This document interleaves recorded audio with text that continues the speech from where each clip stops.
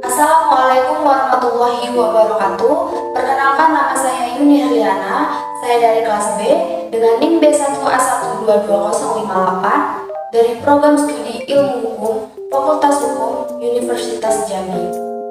Dengan dosen pengampu Bapak Budi Ardianto, SHMH, dalam mata kuliah Hukum Laut Internasional.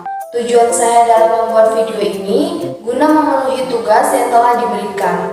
Adapun tugasnya yaitu membuat video terkait jurnal yang telah saya review. Di sini saya mengambil jurnal yang berjudul Analisis Perkembangan Batas Laut Indonesia di Wilayah Perairan Indonesia menurut Hukum Laut Indonesia maupun Hukum Laut Internasional. Baiklah, saya akan memulai pembahasannya. Jurnal ini membahas tentang perubahan batas laut Indonesia yang terjadi sejak penetapan batas laut awal hingga saat ini, termasuk faktor-faktor yang mempengaruhi perubahan tersebut seperti perubahan geografis, geologis, serta faktor politik dan ekonomi. Penelitian ini menggunakan metode penelitian hukum normatif yang didukung dengan penelitian sosiologis maupun empiris, menggunakan sumber data sekunder dari penelitian kepustakaan guna mendapatkan landasan teoritis berupa pendapat atau tulisan para ahli. Dalam pengelolaan sumber daya laut dan perikanan, terdapat 3 jenis wilayah laut yang berbeda di Indonesia. Pemerintah Republik Indonesia telah berhasil menyelesaikan beberapa perjanjian perbatasan dengan negara tetangga. Meskipun perbatasan laut antara Indonesia dan Singapura masih belum sepenuhnya disepakati oleh kedua pihak. Laut memiliki beberapa fungsi bagi bangsa Indonesia, seperti wilayah kedaulatan bangsa, ekosistem dan sumber daya, media kontak sosial dan budaya, serta sumber dan media penyebar bencana alam. Oleh karena itu, pemahaman terhadap makna dan fungsi laut bagi sebuah negara kepulauan seperti Indonesia menjadi faktor penting dalam perumusan kebijakan terkait pengelolaan sumber daya laut. Perkembangan batas laut Indonesia di wilayah perairan Indonesia menurut Hukum Laut Indonesia maupun Hukum Laut Internasional memainkan peran penting dalam menjaga keutuhan wilayah negara. Dalam konteks hukum internasional, batas landas kontinen dengan negara tetangga ditetapkan dengan persetujuan atas dasar hukum internasional, dan batas landas kontinen hingga 200 mil dari garis pangkal.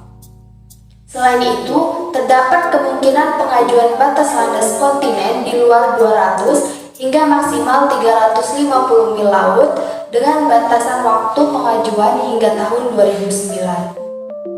Dalam konteks pengelolaan sumber daya laut, pentingnya menyoroti pemahaman terhadap hak dan kewenangan atas laut sesuai dengan UNCLOS atau United Nations Convention on the Law of the Sea, yang dibedakan berdasarkan derajat dan tingkat kewenangan bagi negara yang bersangkutan. Hal ini mencakup wilayah laut dengan hak kedaulatan penuh bagi Indonesia, wilayah laut dengan hak berdaulat atas kekayaan alam yang dikandung, dan wilayah laut di mana Indonesia memiliki kepentingan namun tidak memiliki kedaulatan kewilayahan atau kewenangan atas laut tersebut.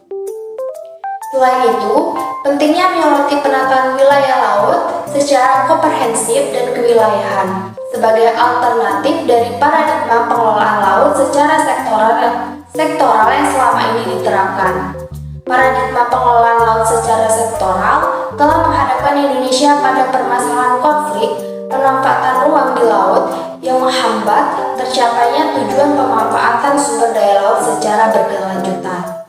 Oleh karena itu, penataan wilayah laut secara kewilayahan menjadi semakin mendesak dengan memperhatikan kepentingan antar sektor yang berlandaskan pada prinsip persatuan dan kesatuan wilayah negara kesatuan Republik Indonesia.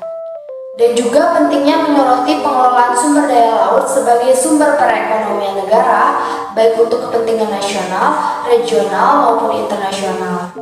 Pengelolaan sumber daya laut Indonesia tidak hanya berdampak pada perekonomian negara, tetapi juga berdampak pada perdagangan, kepentingan pertahanan global, dan keseimbangan ekosistem laut global.